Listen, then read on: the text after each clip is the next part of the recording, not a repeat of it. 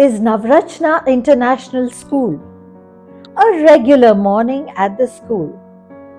These little cuties are excited to meet their beloved Tejal ma'am, who keeps meeting them and their friends for a little chat now and then. Founded in 1965, the Navrachna Education Society is spearheaded by Mrs. Tejal Amin, the executive chairperson of the society. The NES is acclaimed for its varied achievements, having imparted through its institutions quality education for 6 decades to the children of the citizens of Vadodara, Gujarat. Mrs. Tejal Amin has been closely associated with education, industry, and the socio-cultural activities in Vadodara. Under the banner of NES, there are 4 mainstream schools: Navrachna Higher Secondary School at Sama, Navrachna Vidyani Vidyalaya, Navrachna International School CBSE, and Navrachna International School IB.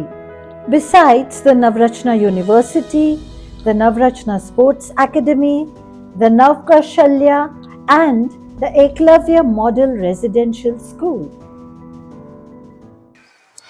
Hi, I am Kashmira Jaiswal, the principal of Navrachna International School CBSE, and I'm here with our beloved Tejal ma'am, and we are doing the Walk the Talk interview.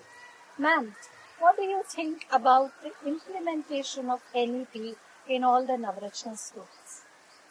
The NEP 2020 is a path-breaking policy document drafted by our Honorable Prime Minister Shri Narendra Modi.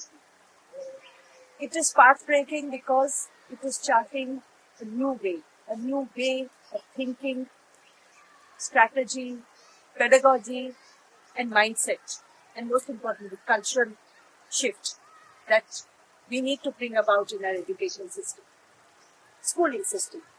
And I am very proud and happy to say that many of the guidelines indicated in the NEP 2020 are already followed at Navrachna School. Many of the new issues are being taken up with great excitement, with proper planning and strategy. And I'm very happy that our teachers have been learning on the job and are ready to take on the new challenges and the new ways of working. In terms of the union budget allocation for education, do you have a recommendation or suggestion? Teacher training.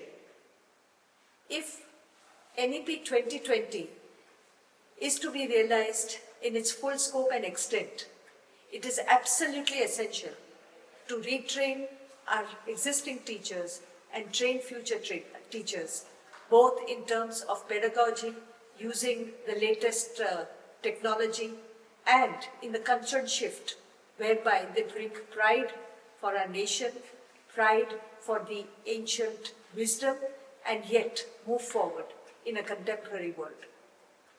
At the moment, 2% of the budget that is allocated for education is spent on teacher training. This needs to be increased. Ma'am, the current trend is a lot of foreign higher education institutes coming to India. So, do you think it's a welcome move? What are your thoughts on that? Well, we live in a globalized world, and we need to learn from the best practices across universities and institutions of higher education all over the world. I think it is a welcome move, but there are some riders. One of them is that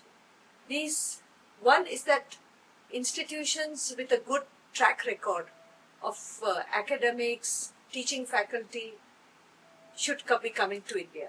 And secondly, those foreign universities who set up their campuses here must also bring those best practices, and the best practices don't always come through infrastructure, they also come through faculty. So I think the key word is the faculty. It is very important that these foreign institutions who do programs in India should also bring their good faculty. Tell us about some infrastructural upgrades or any infrastructural plans for the next 5 years in the pipeline for your schools. Well, infrastructure has to keep pace with the change or the improvements that we make in pedagogy, implement new technology and new methods in our schools. We are looking at sports, we are looking at academics, we are looking at co-curricular activities, and more importantly, we are setting up labs and areas where students can work on STEM and have AI-based instruction and experimentation where they can do their projects.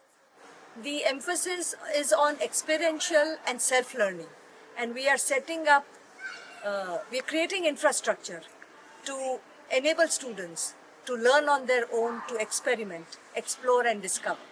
Now, you have a special focus on addressing the issues of children out of school. Do you have any suggestions for the government to take up this issue and help the children who remain out of school? In spite of the tremendous efforts of the government, NGOs, societies like ours, in our country there is still a sizable number of students who remain out of school. Our experience has been in programs like Nav Prerna, which was a schooling program for children who have been out of school, and the current program, Nav Kaushalya, run by Navratna Education Society, as an afternoon and evening program on one of our campuses for girls who have dropped out or who have no schooling, and for women, is that along with schooling or academics, we need to bring in skill-based training such that they are able to generate an income for themselves. Programs which are a hybrid of the NIOS, which is the National Institute of Open Schooling Certification, along with specific skill training, is the need of the hour.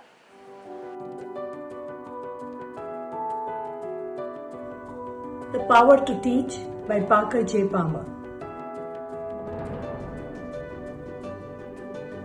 Nelson Mandela. Empowering.